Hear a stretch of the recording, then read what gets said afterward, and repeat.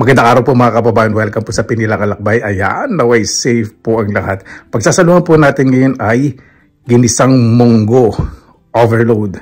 At meron po tayong sinangkutsang lechon. Tara, samahan po muna ninyo kung mag-prepare. Yan, meron po tayong balikat po ng baboy. Lagyan ko po muna ng asin. Hindi pa po naka-on ang ating kalan. Lagyan po tayo ng paminta. Ito, hahaluin po natin mabuti. Depende po sa inyo kung anong pampalasa ang gusto po ninyo. Ayan po yung balat. Ayan o. Makapal po yung balat saka yung taba nito. Napakasarap nito sa munggo saka sa toko at baboy. Pwede rin sa nilaga pero syempre lulutuin po natin ngayon ay munggo. So yung balat lalagay natin sa ilalim. Ganyan. Para pag naprito, magre-release ng mantika. So itong laman maluluto ng maayos. O, di ba? Yan. Ayan.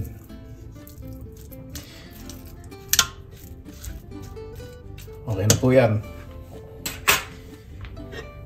At maglalagay po tayo ng achuete oil. Ito ilalagay na po natin sa low heat lang. Ang pagluto po nito ay parang chicharones. Low heat. Pero hindi po natin pakukuluan. Dahan-dahan po natin itong ipiprito. Maganda po maglagay ng achuete oil kasi pag naprito siya, mas magbibigay po ng mas magandang kulay. Depende po sa inyo kung gaano karami achuete oil ilalagay po ninyo. Medyo lalagyan ko po ng mga 5 tablespoon. Yan. So, iyan lang po natin yan maprito ng dahan-dahan.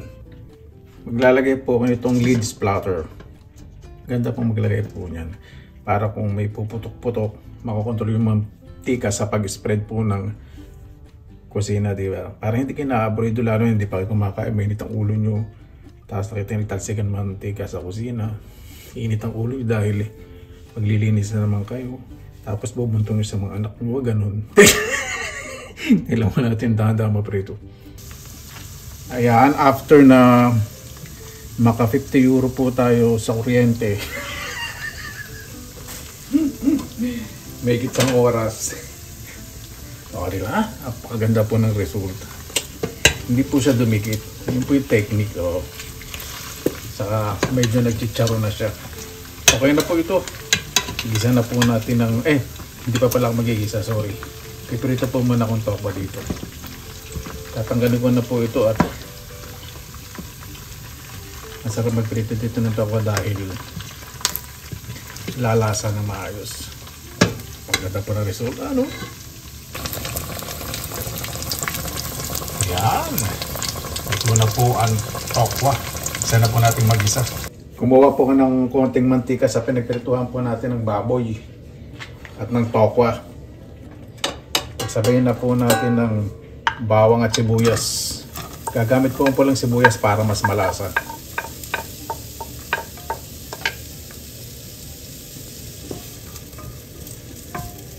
Ayan. Slightly golden brown na po yung ating bawang. Ang ganda po ng pagkakaprito po natin makulay dahil nga po sa achuete oil. Sorry. Sunod na po natin ng kamatis. Masarap po sa munggo, hinog na hinog po yung kamatis. Salang po natin. Saka gusto ko sa kamatis, durog na durog. Yan po yung masarap. Pagkakain po ka ng munggo, gusto ko po talaga medyo makulay. Para mas masarap kung tignan. Depende lang sa tingin, lasa na rin. Lalagay ko na po itong the salt. Ito na naman tayo. Itong buto na pinirito natin. Ang tawag po dito, sinangkutsang lechon. Yung ginawa ko po kanina. Hindi po siya malutong pero malambot po yung balat. May konting tutong at kunat. Lagyan natin yung iba na may taba. Laman pala. Para mas malasa at mas masarap ating munggo gisado. Malalaking laman lalagay ko. So kasing partner mamaya itong mga taba pag kumain. Ganun po. Pasensya na po Isa wala po sa sa tinuan. Minsan lang ba talaga ko halos madalas naman ito magluluto ka. Yes, I got you.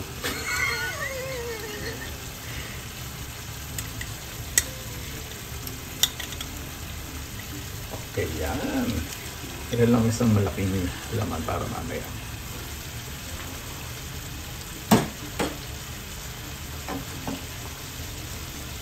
Isa natin ang maayos. Parang flavor lamasa sa isa't isa. Ingatan ko po yung aking non-stick pan. Ayoko po masyado gawin yung buto. Like ko na po itong munggo. Itong munggo po, hinugasan ko lang, hindi ko po siya binabad. Bakit?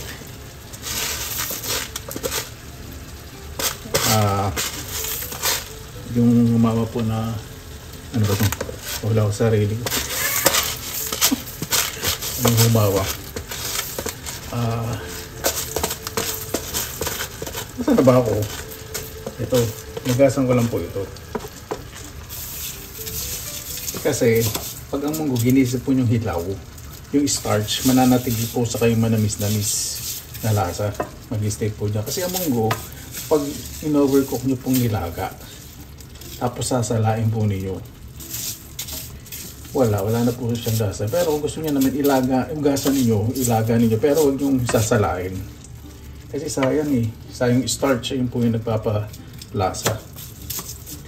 Yung nagpapalapot ng bahagya sa munggo. O, diba? Napakarunong ko talaga. Lagyan na po natin ng tokwa. Sabi ko, kuya, hindi pa malambot yung munggo ko. Ilagay mo na yung sahog. Wala kang pakialam, gusto ko. Lakas ng tama. Dito po yung version ko. Pinakanya naman po tayong version, di ba? Antayin ko po muna mag-isa ng maayos. Hindi pala mag-isa. I-simmer lang po natin. Pakuluin lang po natin ng bagya bago tayo magdagdag ng tubig. Ayan, kumukulo na po. Lagyan na po ako ng tubig. Cool water. Lukewarm o maligam-gam. Huwag po kayo maglalagay na mainit kung hilaw pa po yung munggo. Pero kung yung munggo nyo, luto na. Pinakuluan na. Painit na tubig lagay po ninyo para hindi kayo maghintay ng matagal na pagluluto. Pero syempre kung yung baboy nyo bagong gisa, mas recommended po itong cool water o lukewarm na maligam-gam. Diba? Dali wala pala tayong nilagay na asin, ano? Talagang nagtaka.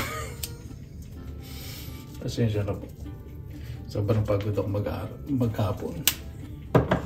Trabaho, linis ng bahay, linis ng bakura. Dahil nga po tataglagas na. Kaya po muna tayong asin, paminta. At dahil walang hipon sa katinapa, lagyan po tayo ng patis.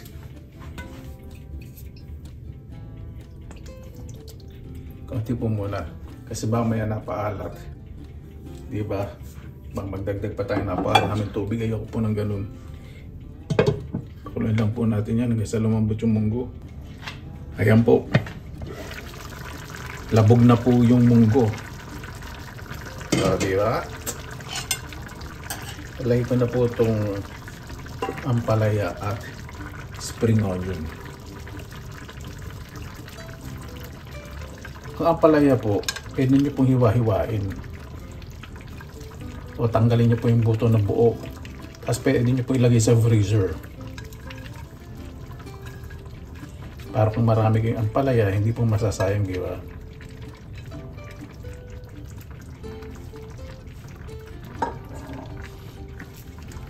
Kaya ko po munang spread sa ibabaw para yung munggo malabog pa. Ay, salamat. Nakaluto rin po tayo. O diba? Hinalo ko na po. Yan po yung gusto ko. Kapag nag-light na yung lighter o pumusyon yung kulay ng ampalaya, okay na po sa akin. Ayoko pong i-overcook. Kasi pag ininit po yan, di ba? Lalabsa na lalabsa. Okay na po. Ready na po. Kaya na po tayo. Mabuhay yan! Maraming salamat na po sa Panginoon. Kasama-sama na naman po tayo. Pasensya na po nga nabonet po ngayon na pinakasan ko po ng bagya yung bintana dahil minute po dito nung niloto ko. Alam niyo naman po pagpalambot ng munggo para mapalitan din po yung hangin. Bago tayo pasalamatan po muna natin, pasalamatan po muna natin ng Panginoon. Panginoon, maraming salamat na po sa biyaya binigay po sa araw na ito. Taway ang bawat isa po ay safe, lalo na po yung malalayo po sa kanilang mga mahal sa buhay. Kaya na po bahala po sa amin, sinusukunak po namin sa inyo lahat sa kanan ni Jesus. Amen. Sarap pa natin.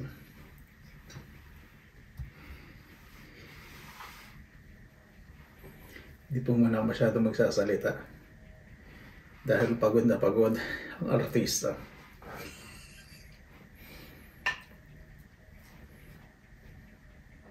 Sa maghapong gawain sa bahay.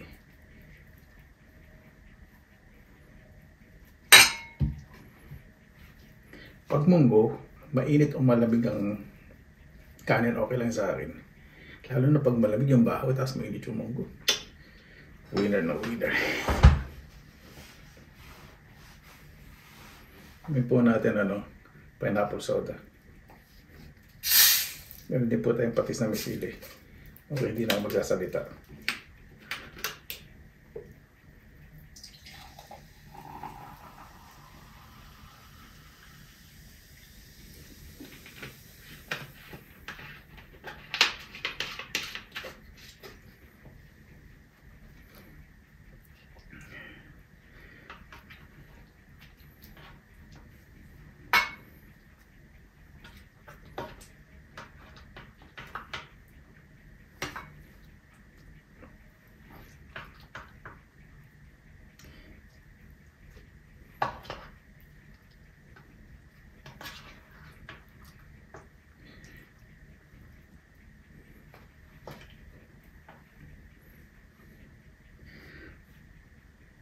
Sabi ko na pala, patis na may sili.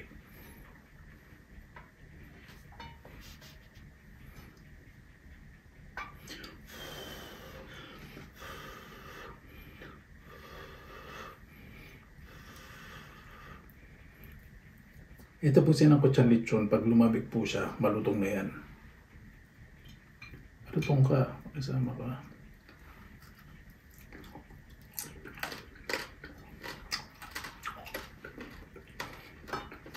May konting lambot. May lutong.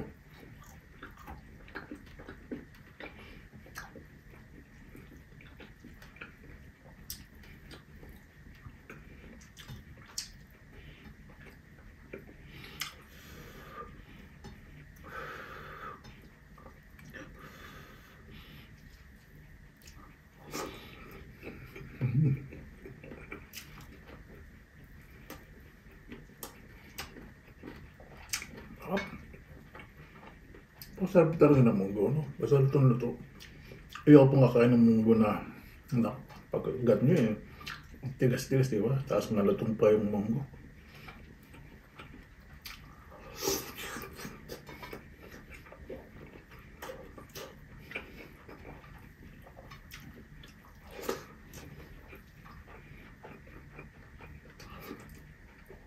Higit pa. Ito may malambot, may malutong. Ito malambot. No.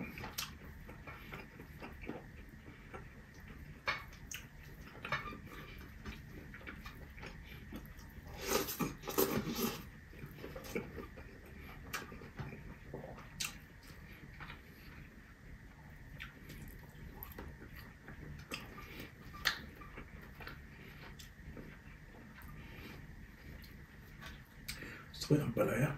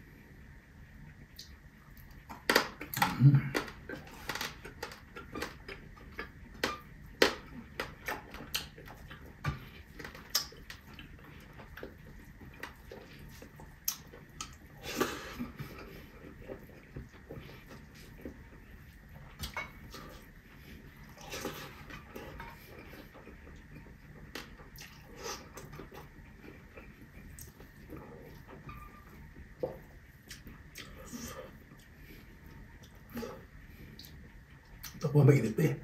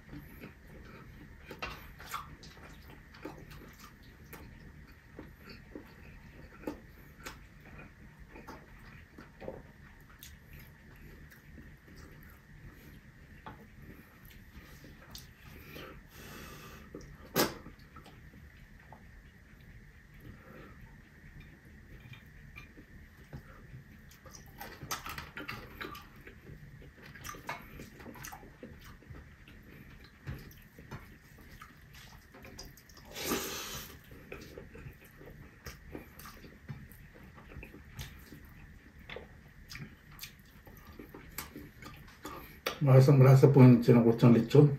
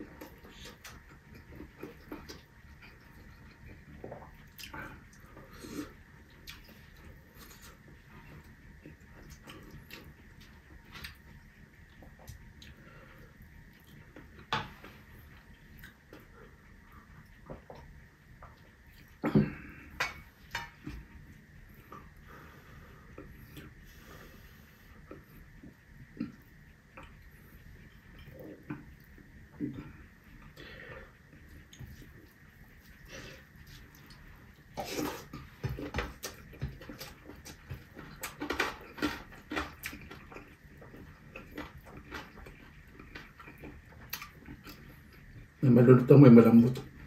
Oh.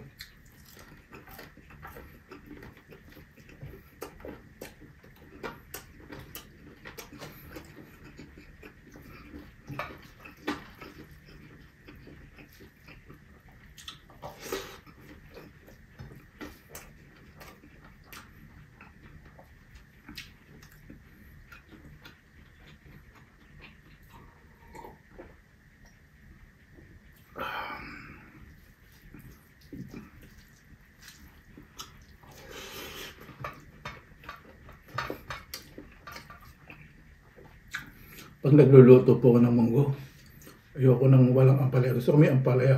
O kaya daw ng ampalaya. Kasi pag walang ampalaya, parang hindi siya munggo. Parang may kulang po.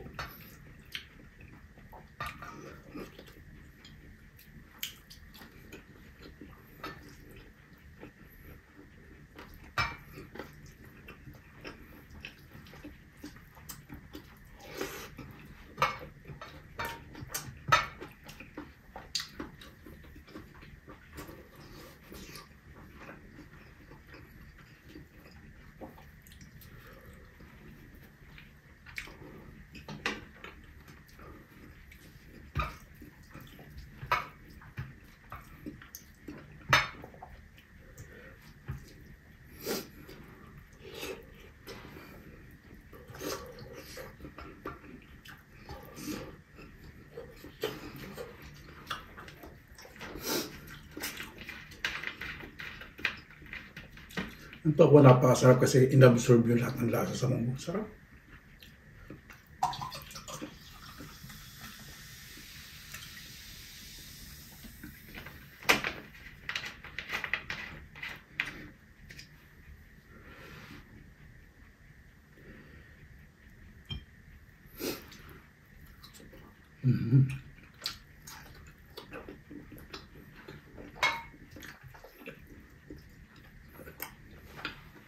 Dahil ko na dito. Mainit pa naman yung munggo eh.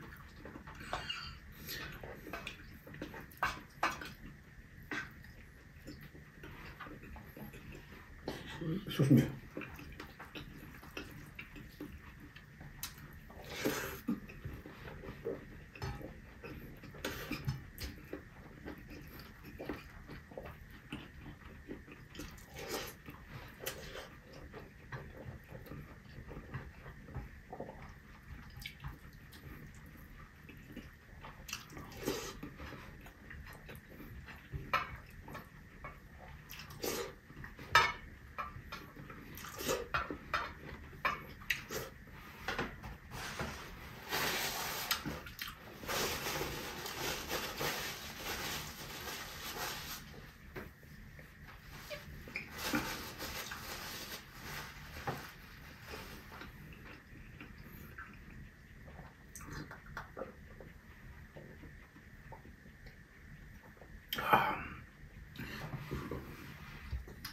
Napakasarap.